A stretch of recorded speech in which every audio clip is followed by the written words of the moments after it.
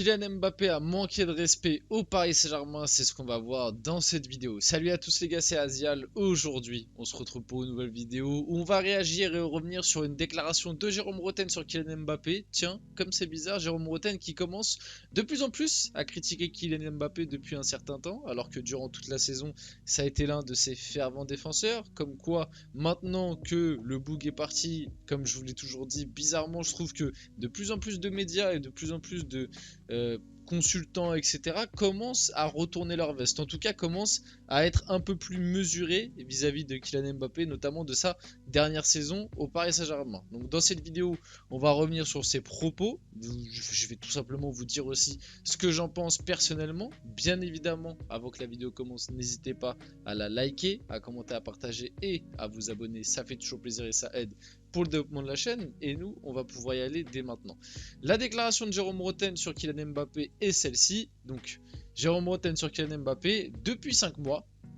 Et encore 5 mois, je trouve qu'il est gentil, parce que moi, je trouve personnellement que c'est depuis le début de la saison, voire même depuis l'année dernière, après que la Coupe du Monde soit passée. Parce que bon, je veux bien que l'année dernière, Mbappé a continué à marquer des buts, même après la Coupe du Monde, et a continué à voilà, on va dire, faire gagner des matchs au Paris Saint-Germain, parce que l'année dernière, en même temps, le niveau affiché par l'équipe était très compliqué. Sur ça, je suis d'accord avec vous.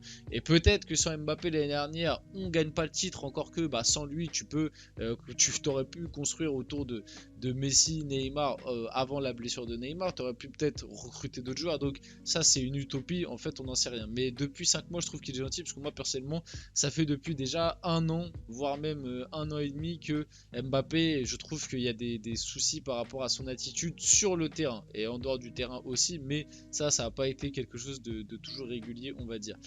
Quand Kylian ne fait pas assez d'efforts, ce n'est pas un problème d'entraîneur, de dirigeant, de président, de supporter, c'est juste un problème de respect.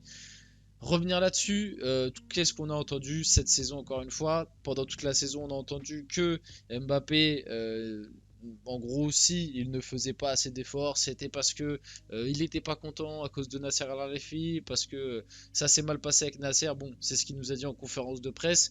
Alors je veux bien que il y a des, enfin, c'est même pas, je veux bien, c'est, je suis d'accord pour l'accorder. Le PSG a fait n'importe quoi avec toi. Sur ça, je suis complètement d'accord. Maintenant, il y a des faits qu'il faut accepter, on va dire. C'est que tu es sous contrat avec le Paris Saint-Germain jusqu'en 2024. Tu dois tout donner sur le terrain. Et en plus, comme tu l'as toi-même dit dans ta conférence de presse où tu as balancé sur le PSG et sur le président, tu l'as toi-même dit que c'est grâce à Luis Enrique et Luis Campos que tu as pu rejouer cette saison. Donc, je sais pas, Luis Enrique t'a aidé à refouler la pelouse cette saison. Et tu l'as toi-même dit que c'est quelque chose que tu envisageais même pas. Tu pensais que tu n'allais pas jouer de l'année. Rends-lui sur le terrain un minimum. À votre avis, pourquoi cette année, Luis Enrique s'est cantonné à jouer Mbappé en numéro 9? Parce qu'il s'est très vite rendu compte que Mbappé à gauche, déjà, il n'avait pas le même rendement que les autres années. Il faisait plus autant de différence qu'avant. Et aussi parce que à gauche, à chaque fois, le PSG était déséquilibré d'une manière incalculable, parce que tu avais un mec qui était à gauche qui ne défendait pas et qui était même très souvent en dehors du bloc. Il y a des gens, en fait, quand on leur dit que Mbappé ne fait aucun effort, et entre guillemets tu peux prendre ça pour un manque de respect, c'est que certains vont te dire oui mais Messi il a jamais défendu, etc. Cristiano Ronaldo il a jamais défendu. En fait, certains, vous avez la vision de quand on reproche à Mbappé de ne pas défendre, vous pensez qu'on lui demande de tacler dans la boue, de faire des retours défensifs dans sa surface, de jouer des duels, Non, c'est pas ça qu'on demande, c'est juste être dans le bloc équipe. Combien de fois cette année, combien de fois on a vu le PSG être en phase défensive avec son bloc et voir Mbappé qui est à 30 mètres du bloc hors jeu? Combien de fois cette saison on a vu ça? Et ça lui a même été plusieurs fois préjudiciable cette année, parce que plusieurs fois, du coup, le PSG récupérait le ballon et tu pouvais pas jouer sur sa qualité de contre-attaquant, puisque le mec était hors jeu parce qu'il s'était même pas replacé, alors que le PSG avait perdu le ballon depuis déjà 15-20 secondes. Et en fait, c'est ça qu'on reproche à Mbappé, et encore plus quand il joue à gauche, encore quand il joue en neuf. C'est moins dérangeant, même si ça l'est quand même, ça l'est toujours quand t'as un mec qui est pas dans le bloc équipe pour défendre. Ça l'est toujours. À partir du moment où quand tu n'as pas le ballon, tu joues à un de moins, ça te désavantage toujours, hein, tout joueur qu'il est. C'est pour ça d'ailleurs que Messi, dans les années passées 2015, les années où vraiment il a complètement arrêté de défendre, à votre avis, pourquoi le Barça, dans ces années-là, ils ont eu beaucoup plus de mal à gagner, et notamment en Ligue des Champions?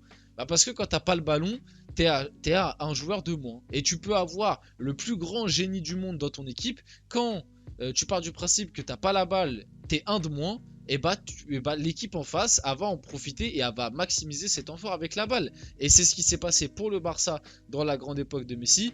Moi personnellement, je trouve quand même que Cristiano Ronaldo, en tout cas dans les gros matchs avec le Real Madrid, quand il y était, il a toujours fait le petit effort d'au moins être dans le bloc équipe. Et puis, le Real Madrid de Zidane, sous Cristiano Ronaldo, avait renforcé bien le milieu de terrain. Tu avais 4 milieux de terrain avec Isco, Kroos, Casemiro, Modric. Et tu avais Benzema, Ronaldo devant. Finalement, un système qui ressemble un peu à ce qu'ils ont fait cette année. Donc déjà, c'était bien moins préjudiciable. Mais bon, ce dit étant... Enfin bref, dans tous les cas... Cristiano Ronaldo, je trouve, avec le Real, avait ce côté un peu qui au moins venait se replacer dans le bloc équipe.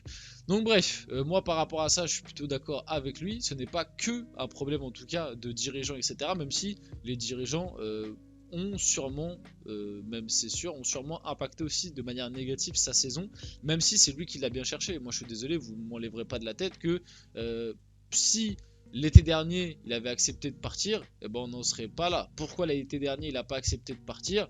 Je vous laisse dire vos théories, mais moi je pense que je connais la raison.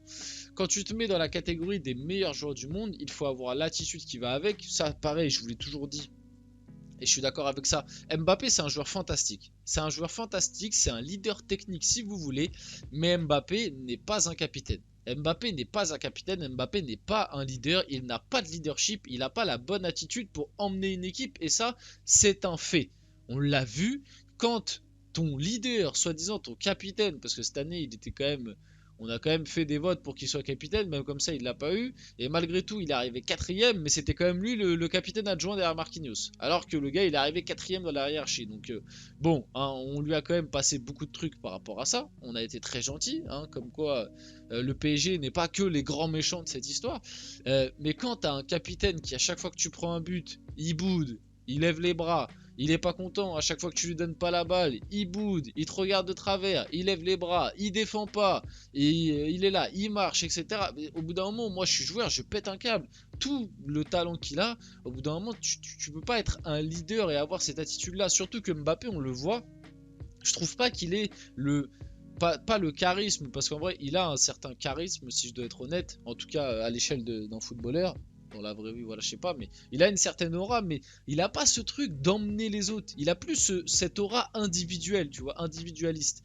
Donc bon, bref, tout ça pour vous dire que pour moi, j'ai toujours dit que c'était pas forcément le leader qu'on voulait nous vendre. Moi, capitaine en équipe de France, pour moi, c'est uniquement de la com. Pour moi, il y a plein de joueurs qui ont bien plus l'étoffe d'un capitaine que lui en EDF. Bon, maintenant, c'est ça. Donc, il faut se battre pour tes coéquipiers, pour ton pays, pour ton club. Je pense qu'il nous a trahis tout au long de la saison. Ça a été catastrophique du début jusqu'à la fin en termes d'image et de communication.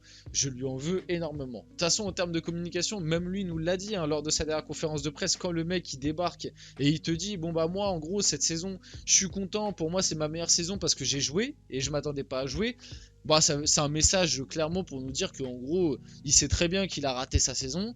Mais comme lui s'attendait pas à jouer et qu'il a joué, ça va quoi. Et puis ça nous envoie aussi le message de bon en gros les mecs, cette année j'ai fait le minimum syndical, mais j'étais content parce que j'ai joué. Et moi je m'attendais pas à jouer, donc j'ai joué mes matchs, j'ai fini meilleur buteur de Ligue 1. Moi je suis content parce qu'en fait dans ma tête je pensais que j'allais passer toute l'année au loft. Et ça aussi je trouve que c'est un truc qui est bien symptomatique, c'est que pour certains qui n'y croient toujours pas, le PSG l'année dernière lui a ouvert la porte à un départ, mais il a été prêt. Et ça, moi, je trouve que c'est limite l'un des trucs les pires, quoi.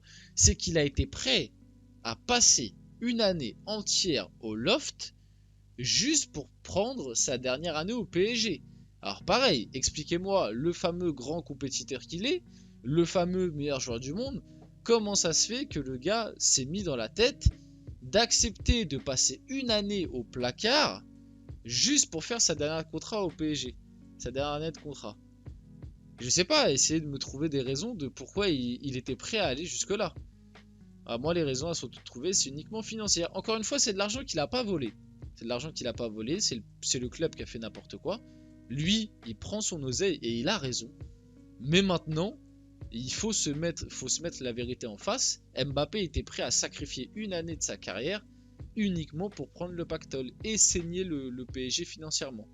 L'été dernier, le PSG lui a ouvert la porte à un départ. C'est lui qui n'a pas voulu partir. Ou en tout cas, c'est lui qui n'a pas voulu officialiser qu'il voulait partir. Il a toujours dit l'été dernier, il a toujours déclaré « j'honorerai ma dernière année de contrat ». Quitte même à passer l'année sur le banc.